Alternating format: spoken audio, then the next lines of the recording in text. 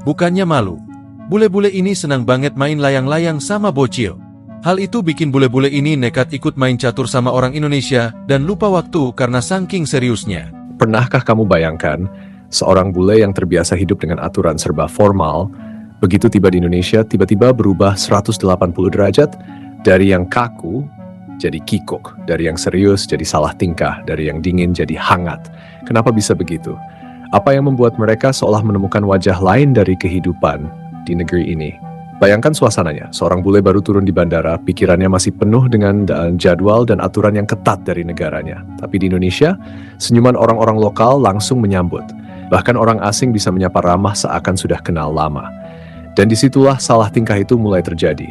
Mereka yang biasanya hanya mengucapkan salam dingin, jadi bingung harus menjawab apa ketika disapa dengan hangat. Halo, apa kabar di jalanan? Saat duduk makan di warung pinggir jalan, mereka kaget.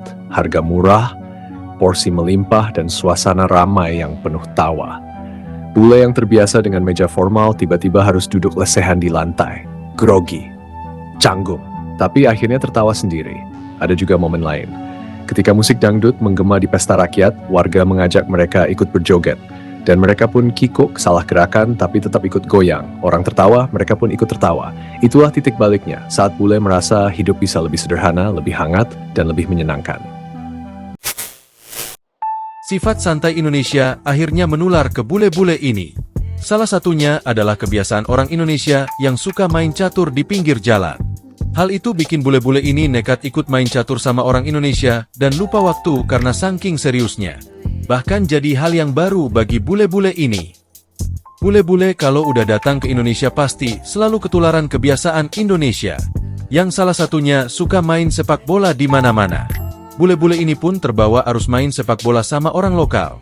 Meski hujan badai menerjang masih nekat juga main sepak bola. Santainya orang Indonesia sampai menular ke bule-bule ini yang datang ke Indonesia. Dari pagi-pagi langsung mancing ikan lele, sampai nekat nemani nelayan buat nangkap ikan. Keren banget bule-bule sampai terbius dan ikut-ikutan buat hidup santai. Karena di Eropa kehidupan mereka keras banget.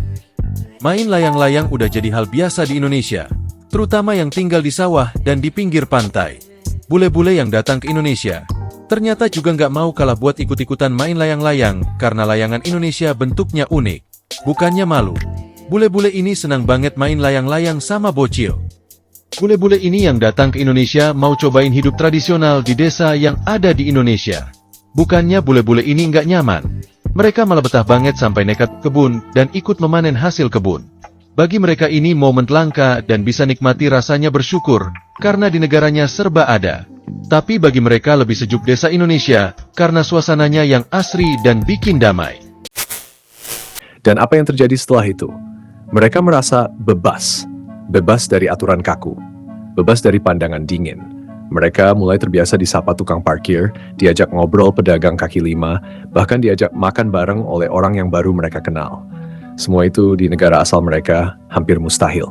Bayangkan perasaan itu. Dari yang awalnya merasa asing, tiba-tiba merasa punya keluarga. Dari yang tadinya kikuk, tiba-tiba larut dalam tawa. Salah tingkah itu berubah jadi kenangan indah yang mereka bawa pulang. Indonesia mengajarkan bahwa hidup tak selalu harus sempurna, cukup hangat, cukup sederhana, cukup bersama. Dan ketika mereka pulang, apa yang tersisa? Rindu. Rindu akan suasana jalanan penuh kehidupan. Rindu akan keramahan yang tulus, rindu akan tawa yang tidak dibuat-buat. Bahkan ada yang berkata, Indonesia bukan lagi sekadar tempat liburan, tapi rumah kedua. Bule kalau udah di Indonesia pada random banget kelakuannya ya guys. Seperti mbak bule asal Brazil ini nih misalnya. Katanya mbak bule ini mau foto sama anak ayam. Dia malah dikejar-kejar sama induknya guys. Ya wajar lah dikejar. Orang anaknya ditangkap kayak gitu. Karena takut akhirnya mbak bule nggak jadi foto dan ngelepasin anak ayamnya deh. Ada yang komen, padahal dipatok ayam nggak terlalu sakit. Tapi kenapa suka panik ya kalau dikejar ayam? Kalau kalian ada yang mau dipatok ayam nggak guys? Pesona adat Indonesia yang beragam menarik perhatian turis lokal hingga turis asing. Kisah lucu datang dari seorang wanita yang mengunggah momen pernikahannya. Beberapa orang asing tiba-tiba datang ke pernikahan yang digelar dengan adat Jawa tersebut. Acara itu pun menjadi kunjungan wisata dadakan. Rombongan bule tampak antusias untuk bersuah foto dengan pasangan pengantin. Pose para bule pun tampak seakan-akan mereka sedang mendatangi kondangan.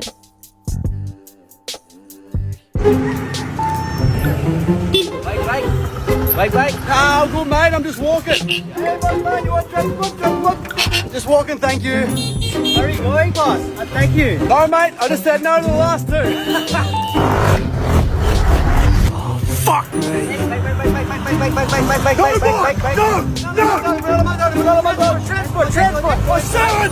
No!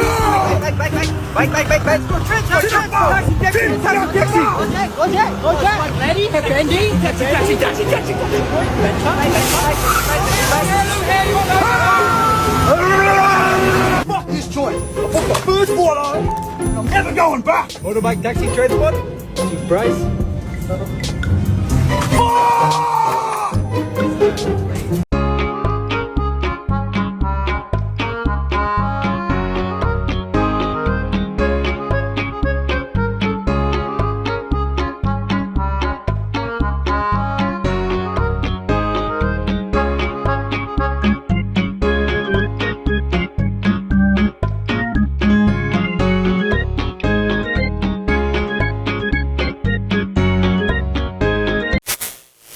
Lebih dari sekadar salah tingkah, ini adalah simbol dari daya tarik Indonesia yang sebenarnya. Bukan hanya pantai, bukan hanya gunung, bukan hanya makanan, tapi manusianya, budayanya, kehangatan yang membuat orang asing merasa diterima, seolah bagian dari keluarga besar bangsa ini. Inilah wajah Indonesia di mata dunia. Sebuah bangsa yang mampu meruntuhkan tembok formalitas, menggantinya dengan jembatan kebersamaan. Sebuah identitas yang tidak dimiliki banyak negara lain. Keramahan yang membuat orang asing ingin kembali lagi dan lagi. Salah tingkah itu pada akhirnya adalah pengakuan. Pengakuan bahwa Indonesia punya sesuatu yang luar biasa. Dan kini kita tahu jawabannya. Kenapa bule bisa salah tingkah di Indonesia? Karena di negeri ini mereka menemukan sesuatu yang hilang di tempat lain. Kehangatan manusia, tawa kebersamaan, dan rasa yang membuat hidup jadi lebih ringan. Mungkin inilah makna sesungguhnya. Indonesia bukan sekadar tanah air bagi kita, tapi juga rumah kedua bagi dunia. Akar rasa, dan ini cerita dunia yang belum tentu kamu lihat, tapi bisa kamu dengar. Sampai ketemu di suara selanjutnya. Stay curious and dengerin dunia lewat akar rasa. Silakan tulis di kolom komentar, menurutmu momen apa yang paling bikin bule salah tingkah di Indonesia?